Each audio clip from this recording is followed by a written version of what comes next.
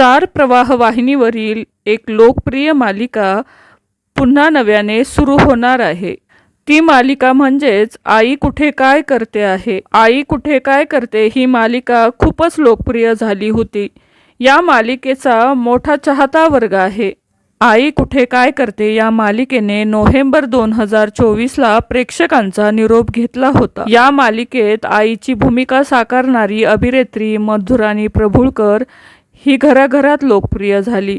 या मालिकेने 5 वर्ष प्रेक्षकांच्या मनावर राज्य केले। आई कुठे काय करते मालिकेच्या प्रेक्षकांसाठी एक आनंदाची बातमी समोर आली आहे, कारण टीव्हीवर पुन्हा एकदा ही मालिका प्रेक्षकांना पाहता येणार आहे। ही मालिका प्रवाह पिक्चर या वाहिनीवर दाखवली जाणार आहे। या मालिकेचे जुने प्रोमो सोशल मीडियावर नव्याने शेअर करण्यात आले आहे। सोमवार 22 डिसेंबर पासून ही मालिका सोमवार ते शनिवार संध्याकाळी 7:30 वाजता ही मालिका पुन्हा एकदा टीव्हीवर पाहता येणार आहे।